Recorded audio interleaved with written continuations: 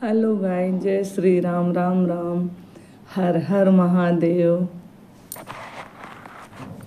आज हम बात करेंगे सावन महीने की नाग पंचमी पूजा विधि। नागों की पूजा कैसे करनी चाहिए, क्या नहीं करना चाहिए, क्या विशेष तौर से करना चाहिए, तो आज हम आपसे बात सिर्फ इस बारे में करेंगे। और कब तक पूजा करनी है।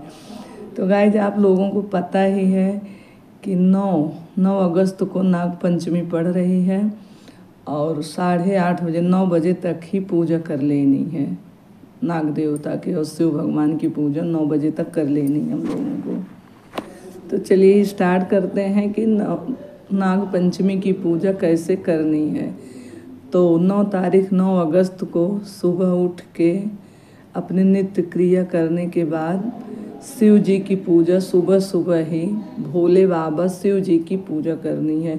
बिना शिव जी की पूजा किए नाग देवता की पूजा नहीं की जाती, नहीं तो उसका दोष होता है। आप शिव जी की पूजा करने के बाद ही नाग देवता की पूजा कर सकते हैं।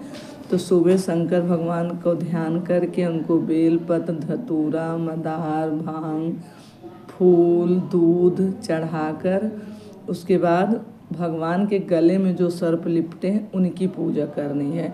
बहुत लोग केवल सांप की पूजा करते हैं, तो केवल सांप की पूजा करने से दोष माना जाता है। वो मतलब आपके हित में नहीं, अहित में होता है। इसलिए हमेशा पूजा स्मरण करें भगवान शंकर के गले में जो नाग लिपटे हुए। तो हर नाग पंचमी को जिनको काल सर्प दोष लगता हो वो नाग नागिन के तांबे का जोड़ा, चांदी का जोड़ा भगवान से ऊपर चढ़ाकर उनकी पूजा करके फिर उनको जल में प्रवाहित कर दें, तो काल सर्प दोष से मुक्ति मिलेगी धीरे धीरे उनको।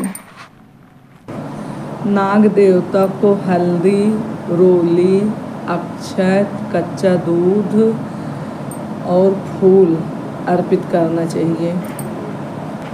इसके बाद खीर, बतासा, चना और दूध से अभिषेक करना चाहिए नाग देवता का।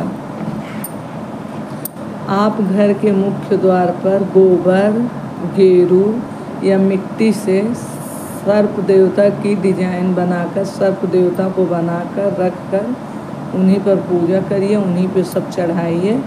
और ना हो सके तो गाँव में तो लोग जाके जहाँ पे सांप की बिल होती है या शिवलिंग पर भी पूजा कर सकते हैं। घर पर करना हो तो अपने घर सर्प देवता को मिट्टी से, गोबर से उनकी आकृति बना के घर के मुख्य द्वार पे रख के वहीं पे पूजन अर्चन कर लेना चाहिए।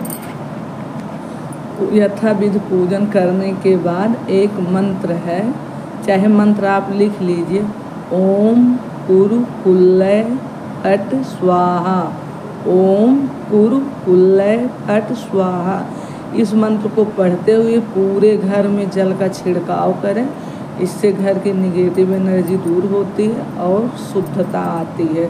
तो पूरे घर में इस जल को छोड़ के यही मंत्र पढ़ते हुए नाग पंचमी के दिन यह विशेष ध्यान देना चाहिए कि उस दिन कहीं भी जमीन नहीं खोदना चाहिए और ना ही साग काटना चाहिए।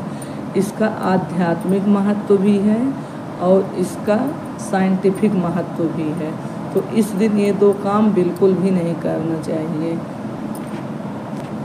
अगर आपकी कुंडली में राहु केतु खराब हैं, निगेटिव असर दे रहे हैं, परेशान कर रहे हैं आपको, तो आप नाग पंचमी के दिन उसका उपाय करेंगे पूजा करके, तो आपको बहुत फल देगा, बहुत फलदायी होगा। राहु केतु जिसको परेशान कर रहे हों, इस नाग पंचमी के दिन सर्प की पूजा करके, शिव की पूजा करके उसमें आपको बहुत आराम मिलेगा।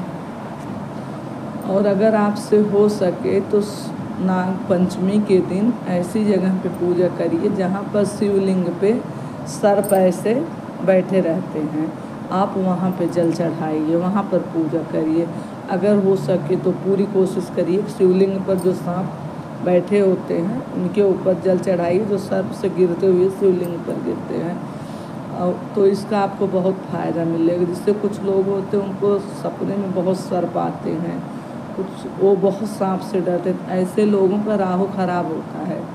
तो आप कोशिश करिए कि शिवलिंग के सांप की पूजा करिए। इस तरीके से ये निगेटिविटी आपको आराम देगी। इसी के साथ भगवान शिव की, नाग देवता की, सबकी कृपा आप लोगों पर बनी रहे। इसी के साथ हैप्पी नाग पंचमी। वीडियो अच्छी लगे तो लाइक ज़रूर करिए। Bye bye.